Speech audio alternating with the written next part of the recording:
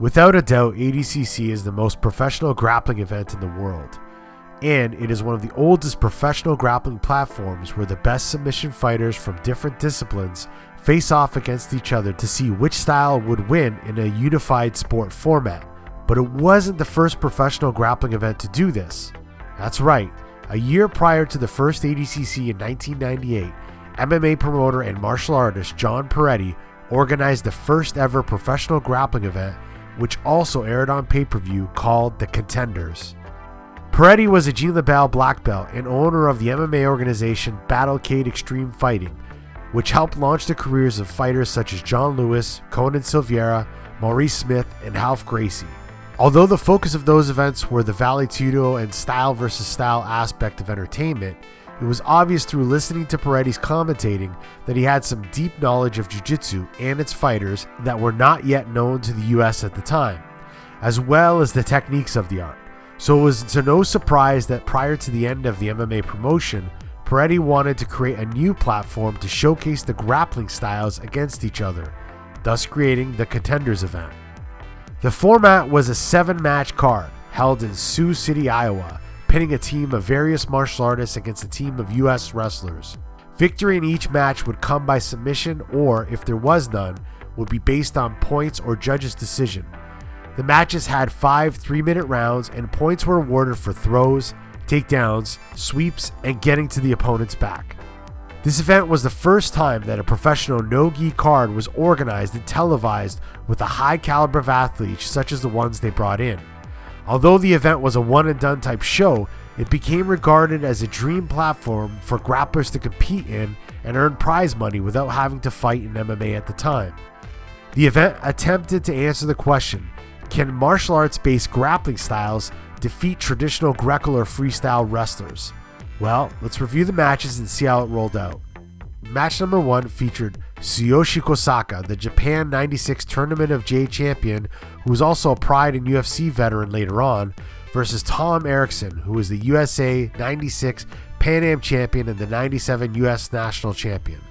As expected, the much larger Erickson worked his way on top of the Japanese grappler Kosaka. Kosaka, or TK as he was known in MMA, had a few submission attempts in the match, such as an ankle lock and triangle choke, but in the end, after 5 rounds, Erickson won by points off of a guard pass in the opening round, giving the wrestling team its first victory in the standing against the martial artists. Match number 2 had Frank Shamrock, who was a Pancrase and eventually became the UFC and Strikeforce champion, versus Dan Henderson, who was a 92 and 96 Olympian who was also one of the champions at Pride and the UFC later on. In what could have been a main event fight in any mixed martial arts organization at some point in time, this clash of styles ended fairly quick. As the Lions Den were known for having good leg locks at the time, it was no surprise that Frank utilized that immediately to win.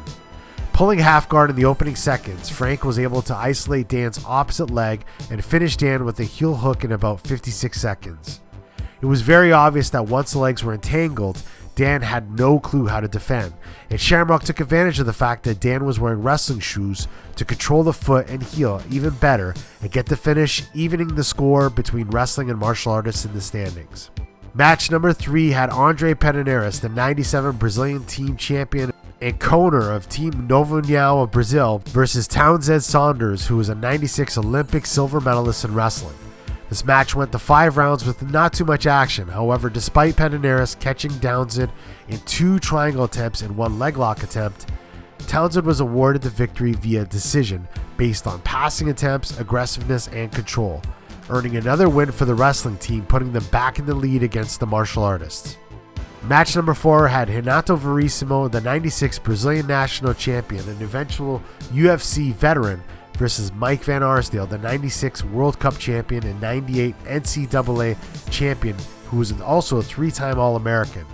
In one of the more action-packed matches of the night between the 2 future UFC fighters, Verissimo and Van Arsdale fought a technical 3-round match with a number of scrambles and submission attempts. Van Arsdale's superior strength and agility was just far too superior for Verissimo's techniques as he countered and scrambled out of Renato's attacks. Although Verissimo attempted many leg attacks, in the end, Van Arsdale got the decision, earning another win for the wrestlers. Match number 5, then Joao Holke, who was a 97 IBJJF world champion, versus Dennis Hall, who was a 96 Olympic silver medalist and 97 U.S. Nationals champion. In the matchup, Team Nova União's representative Joao Holke utilized a very strategic game plan against his opponent Dennis Hall, combining sweep attempts and submission attempts, which really seemed to frustrate his opponent.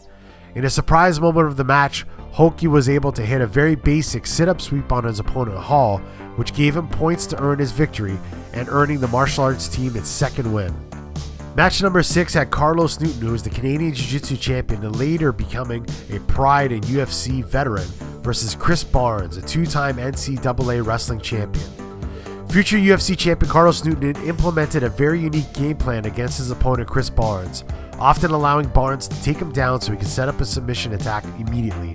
The crafty Newton was able to hit an arm lock from the guard off of a Barnes takedown in the second round, which tied up points for the martial artist against the wrestling team. In match 7, Matt Hume, AMC Pancration founder, versus Kenny Monday was the tie-breaking match to decide the winner of this competition. Monday had actually an MMA victory over BJJ black belt John Lewis at the time at Extreme Fighting 4, and it was a physical specimen. However, AMC Pancration founder Matt Hume attacked Monday at his weakest point, his feet.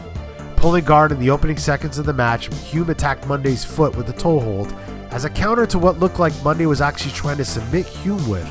But Monday was just too inexperienced in the submission game and eventually tapped in under 45 seconds, which earned the martial arts team its final win and led them to victory over the wrestlers.